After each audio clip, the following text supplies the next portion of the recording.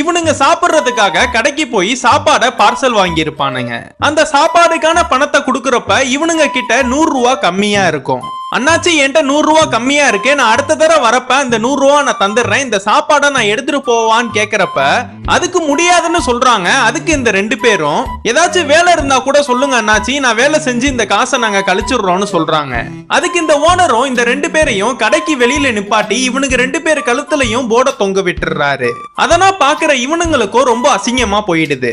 அங்க ஒருத்தர் இலை விக்கிற கார் ஒருத்தர் வந்து இவனுங்க 2 பேருக்கும் உள்ள காசை கொடுத்து இவங்களை காப்பாத்தி கூட்டிட்டு போயிடுறாரு. இங்க நடந்த எல்லா விஷயத்தையும் வீட்டுல பேசிட்டு இருக்கும் போது இவனோட ஃப்ரெண்டும் கேட்டுறான். அவன் ஃப்ரெண்டோட உடம்புல பட்னியால இறந்து போன பகசூர ஆவி அவன் உடம்புல இருக்கும்.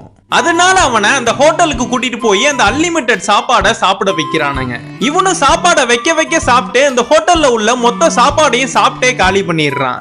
அவன் இன்னும் சாப்பாடு கேக்குறப்ப சாப்பாடு இல்லாதனால இந்த 2 பேருமே ஓனர் கிட்ட வந்து உங்க ஹோட்டல்ல அன்லிமிட்டெட் சாப்பாடுனா இவ்வளவுதான் போடுவீங்களான்னு வம்புலுக்குறானுங்க. அதுக்கு அந்த ஓனரும் சாப்பாடு இன்னைக்கு கம்மியா தான் இருந்துச்சு, நாளைக்கு வாங்க, உங்களுக்கு எவ்வளவு வேணுமோ சாப்பிடுங்க, அப்படியே அந்த சாப்பாடு பத்தலனா நான் ஹோட்டலையே காலி பண்ணிட்டு போயிடுறேன்னு சவால் விடுறான். இவனுங்களும் அவனை கூட்டிட்டு வந்து சாப்பிட வைக்கிறானுங்க. அவன் ஹோட்டல்ல உள்ள மொத்த சாப்பாடையும் காலி பண்ணிடுறான். இவன் காலி பண்ணிட்டனால இவனுக்காகவே புதுசா சுட சுட சமைச்சு அதுல உப்பு காரம் அதிகமா போட்டு அதை எடுத்துட்டு வந்து அவன் கிட்ட வச்சா அதையே இவன் சாப்பிட்டே காலி பண்ணிடுறான்.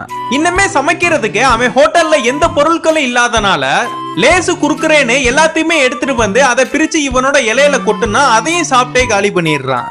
ஜூஸ்னா எடுத்துட்டு வந்து ஒரு பெரிய வாளியில கொட்டி அதை இவன் கிட்ட கொடுத்தா மொத்த ஜூஸையுமே குடிச்சிடுறான். இதெல்லாம் பார்த்து பயந்து போன அந்த கடையோட ஓனரும் தோல்வியை ஒத்துக்கிட்டு அந்த கடையை காலி பண்ணிடுறாரு.